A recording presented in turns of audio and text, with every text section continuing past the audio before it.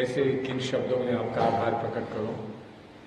बहुत लंबे समय से हम और आप एक दूसरे को जानते हैं, लेकिन जब ये चुनाव सामने था और हमको आदेश हुआ था कि हम लोग सब मिल बैठकर ये जो हमारा जो संगठन बन रहा था, जो गठबंधन का एक चरित्र खुलकर सामने आ रहा था, उसको पुख्ता करने के लिए, पक्का करने के लिए हम लोग बैठे हैं आपस में और उसको कुछ क्रियान्वित जल्द से जल्द करें, ताकि जो लोग ये अटकलें लगा रहे थे कि हम लोग कभी एक साथ नहीं आ पाएंगे, कभी एक हमारा महाज नहीं बन पाएगा, हम एकत्रित नहीं हो पाएंगे, उसको जल्द से जल्द समाप्त करा जाए उस बात को, और देश के सामने हम प्रस्तुत करें एक विकल्प, जो विकल्प आज बहुत मजबूती के साथ देश के सामने आया है और लगातार हर फेज के साथ ये स्पष्ट होता जा रहा है कि एक संपूर्ण परिवर्तन की स्थिति बनी है और बहुत जल्द हमको वो परिवर्तन देखने को मिलेगा।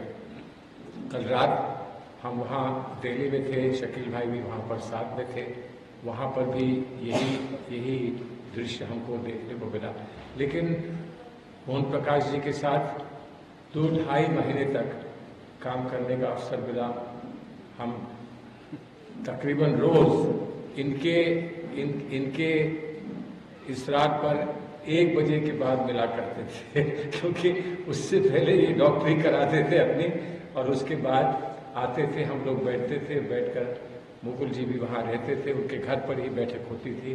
फिर हम जिससे संबंध अच्छा था उससे हम लोग संपर्क करते थे, उनको बुलाते थे, बैठते थे, बात करते थे, और आज आपको ये देखने को मिला। लेकिन जहाँ एक तरफ हमको गठबंधन को मजबूत करने का अवसर मिला, वहाँ ये समय मोहन प्रकाश जी के साथ गुजारा, बहुत कुछ सीखा इनसे, और हमारे संबंध और हमारे संबंध आ गए, यहाँ तक कि इन्होंने ये कहा कि जब ये गठबंधन सफल हो जाएगा तब भी क्या हम कभी मिला करेंगे 1 बजे 1:30 बजे।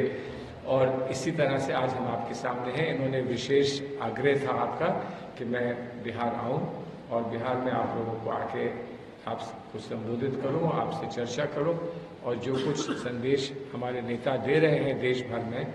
इस समय राहुल जी रायबरेली से चुनाव भी लड़ रहे हैं। लगातार राहुल जी और प्रियंका जी पूरे उत्तर प्रदेश में, पूरे देश में भ्रमण करके लोगों तक पहुंच रहे हैं। उस संदेश को मैं आपके बीच में रखूं, तो मेरा सौभाग्य है कि आज आपसे भेंट हो रही है। पटना से एक मेरा विशेष संबंध है। माफ़ करें, आप ये मत समझिएगा कि मैंने मोदी जी से ये बात सीखी है, जहाँ जाते हैं वहाँ का विशेष संबंध बताते हैं, लेकिन सच्चाई ये है कि मुझे पटना में अपने जो पहले 2-3 वर्ष की शिक्षा थी, मुझे सेंट जेवियर स्कूल पटना में प्राप्त हुई, और मुझे पटना के वो दिन याद है क्योंकि कभी कभी मुझे हॉस्टल में रहना पड़ता था, और हॉस्टल से पटना कुछ और दिखता था, हॉस्टल के बाहर से पटना कुछ और दिखता था, लेकिन हॉस्टल से बाहर का पटना मुझे ज़्यादा याद है, और इसीलिए मुझे एक विशेष लगाव है पटना के साथ, और इसलिए आज आने में मुझे ये खुशी है, प्रसन्नता है कि मुझे पटना फिर से आने को मिला है। गर्मी बहुत है, मैं जानता हूँ कि आप लोग कुछ समय से यहाँ हम लोगों की प्रतीक्षा कर रहे थे, तो मैं जल्द से जल्द अपनी बात रखूँगा और उसके बाद उम्मीद करूँगा कि आप कुछ प्रश्न पूछेंगे। देखिए, पटना में एक बहुत बड़ा परिवर्तन, जैसे पूरे देश में बड़ा परिवर्तन हो रहा है, वैसे पटना में भी हो रहा है। पटना से मेरा मकसद बिहार के बारे में है, बिहार के भविष्य के बारे में है, बिहार के बच्चों के भविष्य के बारे में। जो हमारा संकल्प है, जो हमने न्याय पत्र दिया है, उसको लेकर उसमें गारंटीज 25 गारंटीज जो हमने दी हैं, उसको मैं समझता हूँ कहीं हमारे इतिहास में, पिछले 20-30 वर्षों के इतिहास में ऐसा मैनिफेस्टो कभी हम भी नहीं दे पाए थे, और तो किसी को देने का प्रश्न नहीं उठता था। हम भी इतना दूरगामी कभी मैनिफेस्टो नहीं दे पाए थे जो आज हमने प्रस्तुत किया है, और जिस मैनिफेस्टो को दिन रात राहुल गांधी जी ने इस देश को दिया है, देश को समझाया है, देश के सामने रखा है और उसी को हमने एक मैनिफेस्टो के रूप में प्रस्तुत किया है, जहां पर हम नौजवान रोजगार से जो वंचित है, नौजवान जिसको बार बार परीक्षा की तैयारी करा के हम पेपर लीक के कारण या किसी और कारण उसको कैंसिल करा देते हैं और उसकी वजह से नौजवान की निराशा बढ़ती जा रही है। जिस देश में नौजवान निराश हो जाए उस देश का भविष्य क्या होगा। इसलिए ये हमारा संकल्प है कि ऐसा अब नहीं होगा, आने वाले समय में अब ये कभी नहीं होगा और नौजवान को रोजगार देने के लिए जो कुछ संभव है वो किया जाएगा।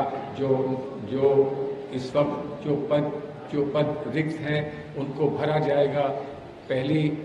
पहली नौकरी का वायदा हमने किया है और हमने ये भी कहा है कि नौजवान को अप्रेंटिसशिप देकर उनको साल में 1 लाख रुपया भी उनको दिया जाएगा।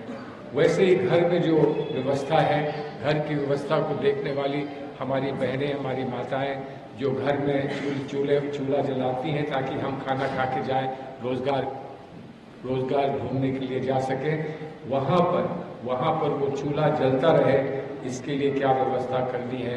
तो वहाँ पर हमने ये कहा है, स्पष्ट कहा है कि घर की महिलाओं को 1 लाख रुपया हर वर्ष दिया जाएगा, प्राप्त होगा। बहुत सारी स्कीम्स हैं, जैसे अग्निवीर स्कीम है, जो मैं समझता हूँ कि बहुत लोगों के अरमानों पर जिसने पानी फेरा है, उसमें मैं भी अभी प्रयास में लगा हूँ कि दिल्ली हाई कोर्ट के सामने हमें कोई राहत मिल जाए। एक दफ़ा केस डिसमिस हुआ था, लेकिन हम उस केस को हमने फिर से उठाया है और ये कहा है कि जो लोग तैयारी कर रहे थे रेगुलर अपने रिक्रूटमेंट की, उनको कम से कम अग्निवीर का रिक्रूटमेंट का तो मौका उनको मिलना चाहिए, चाहे 1-2 साल 1-2 वर्ष का उनको एक्सटेंशन दिया जाए। ये मैटर भी 27 तारीख को फिर से हाई कोर्ट के सामने आएगा। लेकिन हम लोग सब, और इसको हमने अपने मैनिफेस्टो में भी कहा है कि अग्निवीर की जो स्कीम है इसको हम सरकार में आते ही तत्काल इसको हम समाप्त करेंगे। तो ये आज की एक पेशकश है आपके सामने। लेकिन हमसे ये कहा जा रहा था ये सब एक तरफ है और दूसरी तरफ हमने 5 किलो, बीजेपी कह रही थी कि हमने 5 किलो राशन दे दिया है, फ्री राशन दे दिया है। कितना मिल रहा है, कैसे मिल रहा है, उसको आप जानते हैं, भोगी लोग इस बात को सामने रखते हैं। लेकिन 1 किलो था या 5 किलो था, या अब हमने ये स्पष्ट किया है, जब हमको भी कॉन्फिडेंस हुआ कि अब हमें आना है सरकार में, तो हमने भी कहा कि सरकार में आना है तो उसका पहले से ही प्रबंध कर दें। और प्रबंध हमने ही हार मालाएं बनाने में नहीं, बल्कि हमने कहा कि स्पष्ट 10 किलो राशन हम मुफ्त 10 किलो राशन हर परिवार को देंगे। इस बात की घोषणा किसी और ने नहीं, हमारे अध्यक्ष जी ने, खारगे जी ने इस बात की घोषणा की। अब क्या कहेंगे वो, 5 पर 10 दहला आ गया है, अब इस पर वो क्या कहेंगे, कैसे कहेंगे। लेकिन सच्चाई ये है कि हमने जो किया है वो सिर्फ इसलिए किया है कि हम मानते हैं कि हमारी जिम्मेदारी अब स्पष्ट सामने आ गई है। इसलिए उस जिम्मेदारी को पूरा करना हमारे लिए एक बड़ा हमारा कर्तव्य बनता है और उसको हमने स्पष्ट पहले ही, चुनाव खत्म होने से पहले ही उसको हमने सबके सामने रखा है। और उम्मीद करते हैं कि इस पर हमारी आम जनता इस पर थोड़ा विचार करेगी। आप लोग सब इस बात को आगे बढ़ाएंगे और उसके बाद विचार करने के बाद सही निर्णय इस चुनाव में लिए जाएंगे। चुनाव की बात आई तो मैं आपसे इतना कह दूं कि बहुत ऐसी चीजें हो रही हैं इस चुनाव में जो बड़े कष्ट की बात है, तो बड़े दुख की बात है।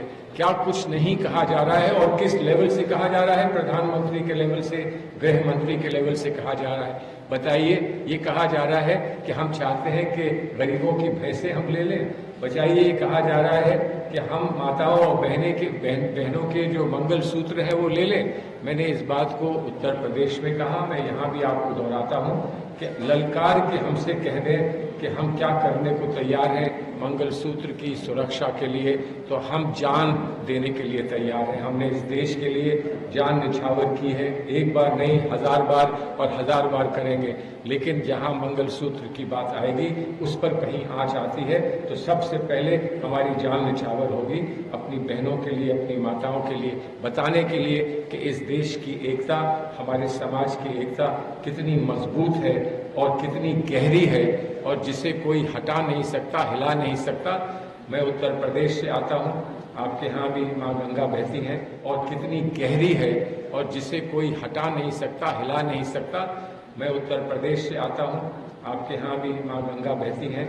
गंगा और जमुना का जो मिलन होता है हमारे उत्तर प्रदेश में, इलाहाबाद में, प्रयागराज में, जहाँ मिलन होता है, वो हम तहजीब मानते हैं, इस देश की परंपरा इस देश की मानते हैं, इस देश की सभ्यता हम मानते हैं कि हम उसको, उस सभ्यता को गंगा जमनी तहजीब कहते हैं। कोई गंगा और जमुना को अलग नहीं कर सकता, कोई मंदिर और मस्जिद को अलग नहीं कर सकता। आज ये बात कह दी जाती है कि मंदिर पे ताले फिर लगेंगे। अरे ताले मंदिर पे कैसे लगेंगे और क्यों लगेंगे? सिर्फ इसलिए कि तुम चाहते हो कि तुम्हें कुछ वोट मिल जाए, वोट के लिए तुम ताले की बात करते हो। हम सम्मान इस देश में मंदिर, मस्जिद, गिरजाघर, गुरुद्वारे का सबका करते हैं। और आज जो सामना हो रहा है, दो विचारधाराओं का सामना है आज, वो इसी बात का है कि कोई जोड़ना जानता है और कोई तोड़ना चाहता है। तोड़कर प्रयास ये है कि हम सरकार में फिर से काबिज हो जाएं, जोड़कर उम्मीद ये है कि हमारे बच्चों को एक अच्छा भविष्य मिल जाए। लेकिन जब मैं ये सोचता हूँ और मैं बिहार के इतिहास पर नजर डालता हूँ, तो मैं बिहार में मैंने शिक्षा प्राप्त की थी, आप जानते हैं। बचपन में शिक्षा प्राप्त बिहार में की थी। उसके बाद जब मैं नौजवानी में पहुंचा तो दिल्ली में मैं देखता था कि बिहार के चुने चुने पुलिस ऑफिसर दिल्ली की पुलिस सर्विस में आए थे। आज तक शायद बहुत सारे दिल्ली में काम कर रहे हैं। आईएएस में बहुत सारे लोग बिहार से आए थे। एक वो युग था जब बिहार के लोग दिल्ली पुलिस में और दिल्ली में आईएएस बनकर आया करते थे। और आज युग ये है कि लोग पलायन कर रहे हैं, गुजरात में छोटी छोटी नौकरियों के लिए जा रहे हैं, जबकि तब से अब तक हजारों फैक्ट्रियां यहाँ खुल जानी चाहिए थी। तब से अब तक सारे चीनी मिल खुल जाने चाहिए थे, फिर से चलने लगते। तो वो यहाँ क्यों नहीं हुआ? यहाँ पर कोचिंग सेंटर्स अच्छे नहीं बन पाए, उसके लिए लोग कोटा जाते हैं, कहीं और जाते हैं। क्यों ऐसा है? क्यों बिहार की इतनी अनदेखी की गई, जबकि बिहार के बारे में प्रधानमंत्री ने एक बार नहीं 100 बार यहाँ आकर ये कहा है कि अब हम आपको सेंट्रल यूनिवर्सिटी देंगे, अब हम आपको एक और एम्स देंगे, अब हम आपके पटना के एम्स को अपग्रेड करेंगे। क्या कुछ नहीं कहा है प्रधानमंत्री महोदय ने? क्या कुछ नहीं कहा है? लेकिन बिहार में वो दिखता नहीं। अगर दिखता है तो आप मुझे बताइए, मुझसे प्रश्न पूछिए कि आपको नहीं दिखता, हमें तो दिखता है। लेकिन बिहार में ऐसा कुछ नहीं दिखता। क्या सुरक्षा का हाल है, क्या सुरक्षा व्यवस्था का हाल है, आप मुझसे भली भांति, आप मुझसे ज्यादा जानते हैं। और इसीलिए आज उत्तर प्रदेश से लेकर बिहार तक हम यही उम्मीद लगाए बैठे हैं कि व्यवस्था में ये परिवर्तन तभी संभव है जब एक बार फिर दिल्ली में एक सामूहिक सरकार बनेगी। उन सब लोगों की सरकार मिलेगी जिन्होंने अपनी हर मंशा पर को रोककर, उस पर पत्थर रखकर ये कहा है कि आज हमें अपने संविधान को बचाना है। जितनी बात मैं कह रहा हूं या आप जो सवाल करेंगे उनका कोई निष्कर्ष निकलेगा, वो यही निष्कर्ष है कि इस संविधान को जो हमको बाबा साहब भीमराव अंबेडकर और उनके सारे ही प्रमुख साथियों ने हमको दिया है, जिसको हमने बहुत बहुत गर्व से स्वीकार किया है, उस संविधान को बचाना है। उस पर लगातार वार हो रहे हैं। उस संविधान को बचाना है, सुरक्षा देश को दिलाना है हमको। जो हमने सामाजिक न्याय की बात की है, जिस पर मैं समझता हूं कि बहुत मजबूती से हमने अपने न्याय पत्र में एक बार फिर इस बात को दोहराया है। उस सामाजिक न्याय के लिए आज हमको अपनी जान लगा देनी है और वो ही उसी स्पिरिट में और उसी निष्ठा के साथ आज हम जगह जगह जा रहे हैं। आपके सामने भी आए हैं। आपके कोई प्रश्न हो तो आप अवश्य पूछिए।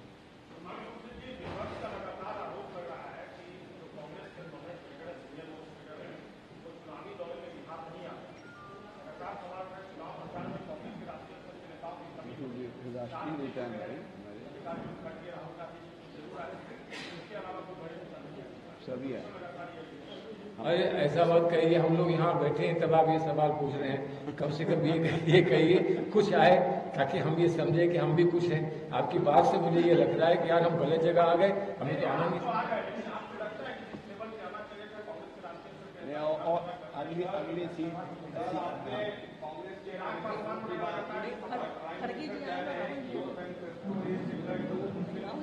अच्छा ठीक है, ठीक है।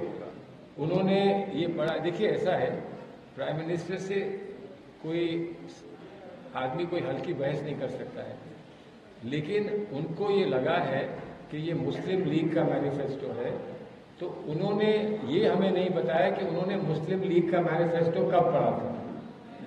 तुलना तो वो तभी करेंगे ना जब दोनों मैनिफेस्टो वो पढ़ेंगे, और अगर वो तुलना वो नहीं कर सकते हैं, उस स्थिति में वो नहीं है, तो हमको यही बता दें कि ये मुस्लिम लीग का मैनिफेस्टो कैसे हो गया।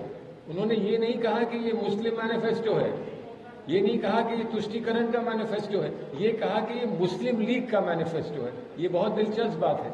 लेकिन तुष्टीकरण की बात भी होती, तो तुष्टीकरण और न्याय, इनमें फर्क समझना चाहिए। न्याय में हम ये नहीं कह सकते हैं कि सिर्फ एक वर्ग को न्याय देंगे, हमें ये कहना होगा कि न्याय सबको मिलेगा। इसलिए कि मोदी जी की कुछ बात तो ठीक लगती है जब वो कहते हैं कि सबका साथ, सबका विकास, सबका विश्वास। अब वो उसको क्रियान्वित करें ना करें वो अलग बात है, लेकिन वो कहते हैं। हम इस न्याय पत्र में हमने ये कहा है कि किसको क्या अधिकार अभी नहीं मिल पाया है, मिलना चाहिए, कौन सा अधिकार क्रियान्वित होना चाहिए। तो हम उसमें ये नहीं कह सकते कि इसमें कोई महिला नहीं होगी, इसमें कहीं बच्चा नहीं होगा, इसमें कहीं कोई अल्पसंख्यक नहीं होगा, इसमें कोई बहुसंख्यक नहीं होगा, ऐसा हम नहीं कह सकते। इस देश के संविधान में जिन लोगों को विश्वास है, उस विश्वास को हम ठेस नहीं लगने दे सकते हैं। और मुझे गर्व है इस बात का कि हमारे मुल्क के हर वर्ग के और हर धर्म और जाति से जुड़े हुए लोग विश्वास संविधान में करते हैं। अगर मोदी जी को विश्वास संविधान में नहीं है तो मैं उसका क्या जवाब दे सकता हूं? उसका जवाब तो जनता देगी और 4 तारीख को पता चल जाएगा। एक सवाल है, ये प्रधानमंत्री ने कहा है कि अगर कांग्रेस और समाजवादी की सरकार अगर पार्टी की आ जाती है तो ये लोग मंदिर पर भी बुलडोजर चलवाएंगे। सुनिए, मंदिर तो बाद में आएगा ना, पहले तो मैंने आपसे कह दिया कि जो वो ये कहते हैं कि आपकी भैंस ले जाएंगे, आपका मंगलसूत्र ले जाएंगे, तो मंदिर तो बाद में आएगा ना। मंगलसूत्र तो आपका निजी एक हक होता है, वहीं से अगर शुरू हो जाएगा तो फिर आगे क्या होगा। जब मैंने कह दिया कि हम जान अपनी देने को तैयार हैं अपनी बहनों के और माताओं के मंगलसूत्र के लिए, तो अगर मंगलसूत्र के लिए जान दे देंगे तो हम मंदिर के लिए क्या कुछ नहीं दे देंगे, मस्जिद के लिए क्या कुछ नहीं दे देंगे। इसलिए कि अगर उनका ऐसा मानना है कि ताले लग जाएंगे, बुलडोजर चल जाएगा, हम तो मानते हैं कि बुलडोजर किसी पर नहीं चलना चाहिए। कानून है इस देश में, और कानून के माध्यम से ही, कानून के ही वजह से आज मंदिर बना है, और मंदिर बना है तो वो मोदी जी ने नहीं बनाया है। वो सुप्रीम कोर्ट ने ये कहा कि अब आप लोग आपस में बैठकर अगर नहीं तय कर सकते तो हम तय करेंगे। और सुप्रीम कोर्ट ने फिर क्या फैसला किया, ये कहा कि यहाँ पर मंदिर है और यहाँ पर मस्जिद बनेगी, मस्जिद का भी फैसला किया। तो अगर वो ताले लगाने की बात करते हैं तो उसमें तभी कुछ समझ की बात होती है। अगर वो कहते कि मंदिर मस्जिद सब पे ताले लग रहे हैं, ये कहते, लेकिन वो पक्षपात क्यों कर रहे हैं जहां पक्षपात नहीं है। जिस मंदिर को पूरे देश ने स्वीकार किया, उस मंदिर के लिए बंटवारा क्यों कर रहे हैं। जो भगवान सबका है, उस भगवान की पर्सोना में, उनकी पर्सनालिटी में क्यों वो पक्षपात करके भगवान को बांट रहे हैं। अब इसका फैसला लोकतांत्रिक तो होगा ही होगा। अब पता नहीं भगवान भी उनके बारे में कुछ फैसला करेगा कि नहीं करेगा, वो तो हम नहीं जानते। आपने सभी बातों का जिक्र किया कि मंदिर भी आपका है, मस्जिद भी आपका है, लेकिन इसी मंदिर के ताले को खुलवाने के लिए आप ही के पार्टी के तमाम बड़े वकील सुप्रीम कोर्ट को रात में खुलवा देते थे, क्या कहेंगे? किस मंदिर के ताले? मंदिर वाले केस नहीं, ताले रात को कब खुले बताइए। मंदिर वाले केस में रात को कोई ताला नहीं खुलना चाहिए, मंदिर नहीं बनना चाहिए। किसने कहा? देखिए, थोड़ी सी जानकारी लॉ के बारे में मुझे भी है, छोटा सा वकील हूँ, इतनी जानकारी मुझे है कि वहाँ सुप्रीम कोर्ट में किसी ने ये नहीं कहा कि यहाँ ताला हो, यहाँ ताला ना हो, यहाँ मंदिर बने, यहाँ मंदिर ना बने। ये सुप्रीम कोर्ट में किसी ने नहीं कहा, किसी ने नहीं कहा। सुप्रीम कोर्ट में सिर्फ ये बात थी कि तथ्य क्या है, वो आप तथ्य एग्जामिन करिए, उसके बाद फैसला करिए, और फैसला हो गया, फैसला हो गया। अब उस पर कहाँ आइए ना, आज जो हम सामने रख रहे हैं उस पर बात करें। आइए ना, आज हम बढ़ती कीमतों पे। नमस्कार, मैं हूं मानक गुप्ता। अगर आपको हमारा ये वीडियो पसंद आया हो तो इसे लाइक और शेयर जरूर करें, और हां, हमें सब्सक्राइब और फॉलो करना ना भूलें ताकि आप देश और दुनिया की कोई खबर मिस ना करें। तो जुड़े रहिए हमारे साथ और देखते रहिए News 24।